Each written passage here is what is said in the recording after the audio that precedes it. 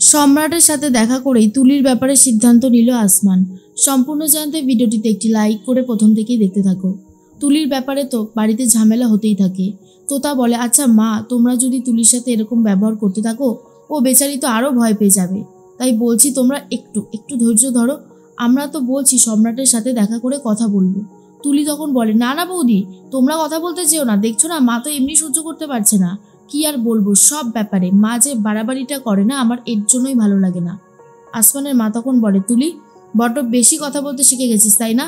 তোকে আমি কষ্ট করে জন্ম দিয়েছি, মানুষ করেছি, বড় করে তুলেছি, আর আজকে আমি তোর কাছ থেকে এই কথাগুলো শুনছি। তুই যেটা করছিস সেটা কিন্তু খুবই ভুল করছিস।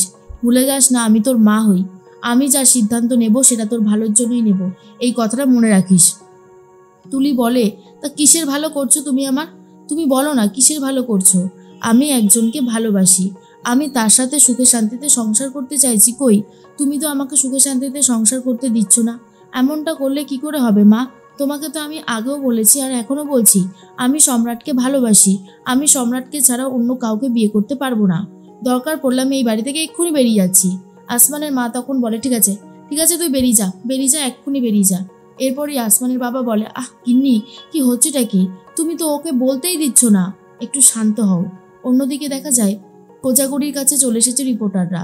তারা অনেক কিছু জানতে চায়, কেন কোজাগরি এই হোটেলটা খুলেছে আর কেনই এত বয়সে এসে এখানে এরকম রান্নাবান্না করছে। তার কি রান্নাবান্নাটা আদৌ শখের নাকি প্রয়োজনীয়তা? এর মধ্যেই কোজাগরি বলে, প্রথমত জানিয়ে রাখি, আমার এই রান্নাবান্নাটা করতে খুবই ভালো লাগে।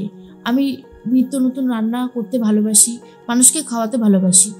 প্রথমত এটা। সেকেন্ড কথা হচ্ছে, আমি জীবনে অনেক কষ্ট করেছি, অনেক কষ্ট করে সন্তানদের মানুষ করেছি, বড় করেছি।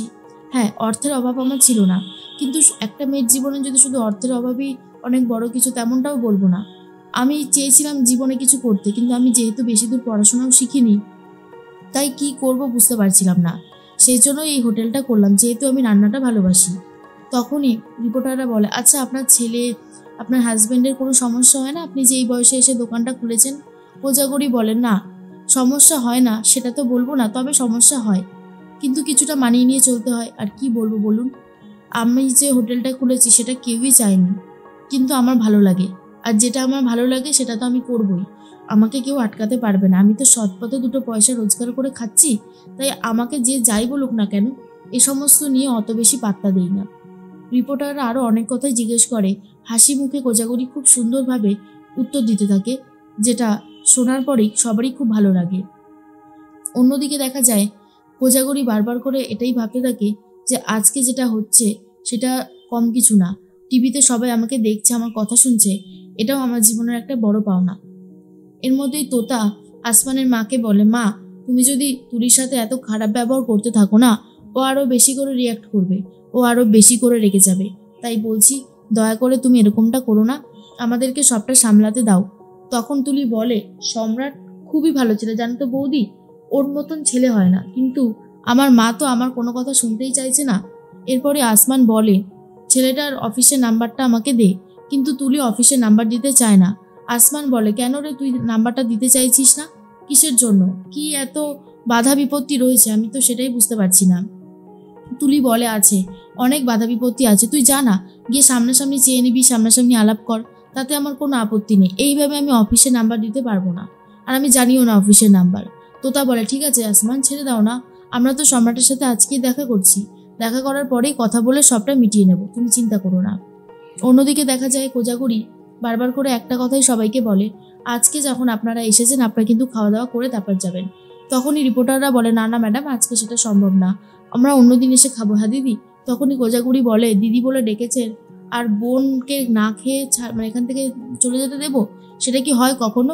এই তো আমি গরম গরম সব খাবার রান্না করেই রেখেছি, এক্ষুনি বেড়ে দিচ্ছি, খেয়ে নিয়ে তারপর যাবেন। এরপরই ফকিরকে আর গাবলুকে কিছু বলার জন্য বলা হয়। গাবলু তখন বলে, আমি আর কি বলবো, আমাদের কাকিমা যা ভালো সে আর বলার কথা না। আমি যদি দুদিন নাও আসতে পারি, কাকিমা সবটা সামলে নেয়। আবার যদি আমি একটু বলি যে আজকে আমাকে একটু তাড়াতাড়ি ছেড়ে দিতে হবে, সেটাও সামলে দেয়।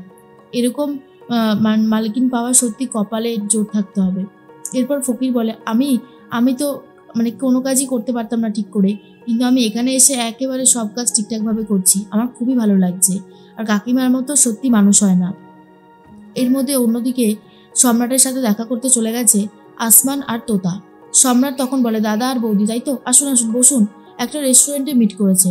আর আসমান তখন বলে, দাদা আপনি আমাকে দাদা বলছেন কেন? তখনই সম্রাট বলে, আপনি তো আমার থেকে বড়ই হবেন, আর তুলির দাদা আমারও তো দাদা হবে, তাই না? আসমানের কথা শুনে তোতা তো প্রচন্ড রেগে যায় আর বলে, কি হচ্ছে রে কেয়া, তুমি কিরকম ভাবে কথা বলছো? দেখো, তুমি এইভাবে কথা বলবে না, কিন্তু আমার একদমই ভালো লাগছে না এইভাবে কথা বলতে। আর আসমান বলে, আচ্ছা ঠিক আছে, আমি ঠিকভাবেই কথা বলছি। আসমান তখন বলে, বলো তোমার ব্যাপারে কিছু বলো। সম্রাট বলে, আমি তো বাবা মার একমাত্রই ছেলে, আমি তো আইটি ডিপার্টমেন্টে আছি। আমার বাবা হচ্ছে এয়ারফোর্সে ছিল, রিটায়ার হয়ে গেছে, আর আমার মা কলেজের অধ্যাপিকা ছিলেন। আর সব কিছু ঠিকই আছে, আমাদের বড় বাড়ি গাড়ি মালি সবই আছে। তুলির অযত্ন আমি করব না দাদা, তুলিকে আমি খুব ভালোবাসি, ও যদি আমার জীবনে আসে আশা করি আমি ওকে সুখী করতে পারবো। আসমান বলে, এরপরে তোমার বাবা মা জানে এই সম্পর্কের কথা? এরপরেই তোতা বলে, হ্যাঁ তোমার বাবা মা মেনে নিয়েছে তো। তখনই সম্রাট বলে, দাদা আমি কোনো কথাই লুকাবো না, আসলে আমার সাথে আমার বাবা মার মানে সিদ্ধান্তে না ভীষণ নড়চড় হয়। যে মানে যথারীতি ওরা তুলিকে পছন্দ করেনি, ওরা চাইছে আমি কোনো বড়লোক বাড়ির মেয়েকে বিয়ে করি, কিন্তু বিশ্বাস করুন আমি তুলিকে খুব ভালোবাসি, আমি তুলির সাথেই থাকতে চাই, তুলিকে আমি রানীর মতো রাখবো। এরপরেই তোতা বলে, কিন্তু তোমার বাবা মা যেখানে সম্পর্কটাকে মেনে নিচ্ছে না, সেখানে এই সম্পর্কটা এগোবে কি করে ভবিষ্যতে? এটাও তো একটা দেখার বিষয়। সম্রাট বলে, শুধুমাত্র পরিবারের লোকজন চাইছে না বলে দুজন ভালোবাসার মানুষ কি আলাদা হতে পারে? দাদা একটা কথা বলি, আপনিও তো জানেন যে আপনার শ্বশুরবাড়ি থেকে আপনাকে বা আপনাদের সম্পর্কটাকে মেনে নেয়নি, এখনো বিয়ে হয়ে যাওয়ার পরও মেনে নেয়নি। কিন্তু তখনই তোতা বলে, কিন্তু ভাই আসমানের বাড়িতে তো মেনে নিয়েছে, আমার বাড়িতে মেনে না নিলেও অতটা প্রবলেম নেই, কিন্তু তুলি তো তোমার বাড়িতে গিয়ে সংসার করবে, সেখানে যদি কিছু মানুষ ওকে মেনে নেয়, কিছু মানুষ যদি ওকে মেনে না নেয়, সমস্যাটা কিন্তু তোমাদেরই হবে। সম্রাট বলে, সমস্ত সমস্যার অবসান করতেই হবে, কারণ আমি চাই তুলিকে আর তুলিও আমাকে চায়, তাই এইটুকু যদি আপনারা মানে ম্যানেজ করে নেন তাহলে খুব ভালো হয়। আসমান বলে, এটা তো সম্ভব নয়, বিয়েটা দুটো পরিবারের সাথে পরিবারের মেলবন্ধন আর দুটো মানুষের ভালোবাসার একটা পরিণতি, কিন্তু সেখানে যদি দুটো পরিবারেরই সম্মতি না থাকে, সেখানে আমি আমার বোনকে পাঠাবো কিনা ভেবে দেখতে হবে। সম্রাট বলে, তাহলে কি আমরা আলাদা হয়ে যাব দাদা? দুজন ভালোবাসার মানুষকে আলাদা করে দিতে পারবেন আপনারা? তুলি কি অন্য জায়গায় বিয়ে করে সুখে সংসার করতে পারবে, নাকি আমি অন্য কাউকে বিয়ে করে তাকে সুখী করতে পারবো? তোতা বলে, দেখো তুমি একদম ঠিক কথাই বলেছো, তোমার কথাতে ভরসা আছে। এর মধ্যে আসমান বলে, দেখো তোতা, এ সমস্ত কথা বলে আর কোনো লাভ নেই, চলো এখান থেকে। কিন্তু তোতা জানে তুলি তো ভালোবাসে সম্রাটকে, ভালোবাসে কি এসব বড়লোক গরিব লোক মানে? সেটা তো মানে না, যেভাবেই হোক বোঝাতে হবে। এদিকে আসমানের মা বলে, কি যে করছে বৌমা, এখনো বুঝতে পারছি না, ওই ছেলেটার সাথে এত কথা কিসের? নিশ্চয়ই কথা শেষ করে বাড়ির দিকে রওনা দেওয়ার পালা, কিন্তু এখনো আসছে না কেন বুঝতে পারছি না। আসমান সম্রাটের সাথে তুলির বিয়ে দিতেই চায় না,